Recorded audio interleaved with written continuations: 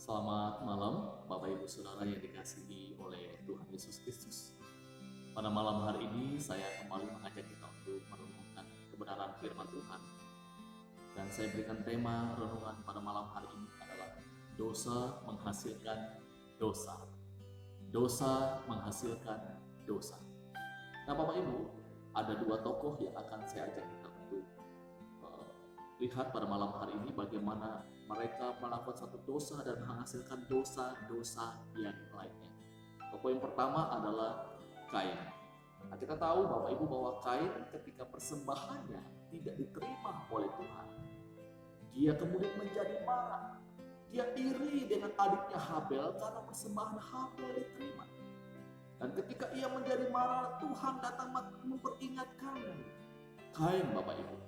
Tetapi bukannya Kain kemudian menyadari akan kesalahannya, mengintrospeksi diri, apa saya yang salah? Dia tidak memperbaiki diri, Bapak Ibu, justru dia menjadi marah. Nah, setelah dia melakukan dosa ini, Bapak Ibu, tidak hanya berhenti sampai di situ.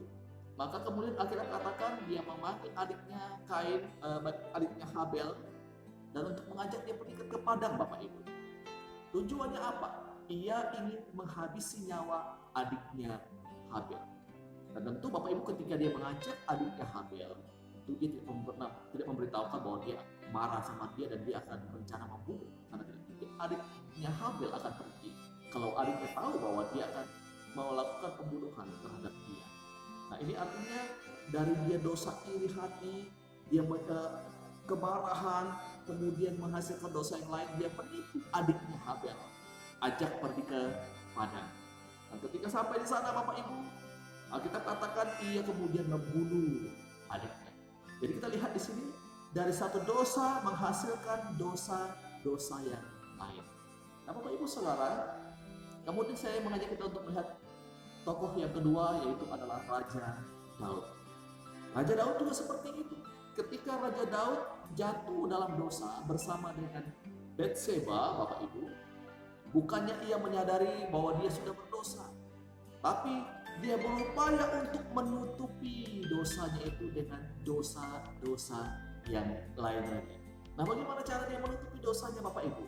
Dia panggil Uria pulang dengan tujuan supaya Uria pulang ke rumahnya bertemu dengan istrinya Batseba, dan kalaupun nanti ketika dia didapati hamil, maka orang tidak akan curiga bahwa Daud yang menghamili dia. Nah, ini salah satu strategi yang dilakukan oleh Raja Daud pada waktu itu. Dia sudah melakukan penipuan di sini, memanggil Uria untuk pulang. Tetapi ketika Uria tidak mau pulang ke rumah, bertemu dengan istrinya Batseba, maka Daud kemudian berpikir mencari cara lagi, mencari strategi lagi bagaimana caranya supaya jangan sampai dosanya terungkap. Dia carilah lagi cara lain, Bapak Ibu, membuat mabuk itu Uria dengan harapan kalau dia mabuk dia pasti akan pulang ke rumahnya, dan itu tidak terjadi juga. Sehingga Bapak Ibu, dia tidak berhenti untuk mencari cara bagaimana supaya Uria ini bisa pulang ke rumah istrinya. Dan ternyata Uria tidak pulang, Bapak Ibu. Sehingga cara terakhir yang dilakukan oleh Raja Daud adalah dengan menempatkan Uria di medan perang, kemudian di sana ia mati terbunuh. Nah, Bapak Ibu, kita lihat di sini bagaimana Raja Daud dari dosa perzinahan menghasilkan dosa-dosa yang lainnya. Mengapa itu bisa terjadi? Karena ia tidak mau mengakui ketika ia jatuh dalam dosa. Ia tidak langsung mengakui dosa itu, tetapi dia menutupinya dengan dosa-dosa yang lain lagi. Nah, Bapak Ibu Saudara yang dikasihi oleh Tuhan Yesus Kristus, ketika saya dan saudara melakukan dosa, maka seharusnya yang kita lakukan adalah menyadarinya, bertobat dan kembali kepada Tuhan.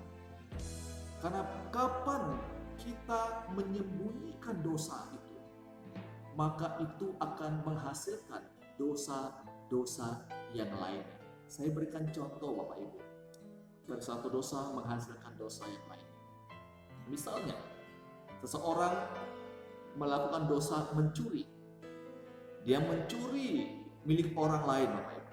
Dan ketika ia ketahuan dan dia ditanya, apakah kamu yang mencuri?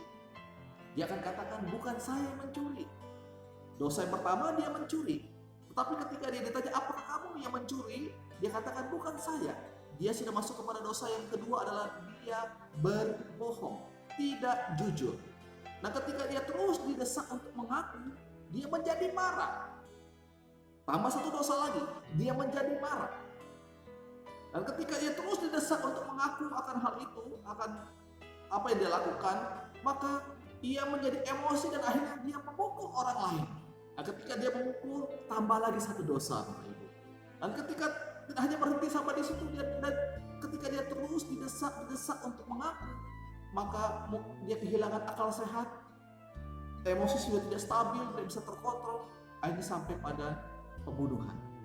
Nah, kita lihat hanya dari satu dosa yang dosa mencuri. Tetapi karena tidak diakui, maka menimbulkan dosa-dosa yang lainnya.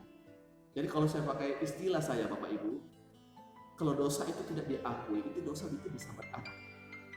Karena akan menghasilkan dosa-dosa yang lain. Oleh sebab itu, Bapak Ibu, malam-malam hari ini saya sampaikan kepada setiap kita, ketika kita jatuh ke dalam dosa, jangan berupaya untuk menutupi dosa itu dengan hal-hal yang lain. Tapi datanglah kepada Tuhan, akuilah itu di hadapan Tuhan. Karena ketika kita mengakui di hadapan Tuhan, maka Tuhan akan memberikan pengampunan kepada kita. Ini firman Tuhan untuk kita pada malam hari ini. Biarlah kita semakin hari semakin hidup benar di hadapan Tuhan. Kita semakin hari menyadari ketika kita ini datang kepada Tuhan, kita sadar bahwa kita adalah orang berdosa dan kita cepat untuk memohon pengampunan daripada Tuhan. Selamat malam, Tuhan Yesus memberkati kita semua.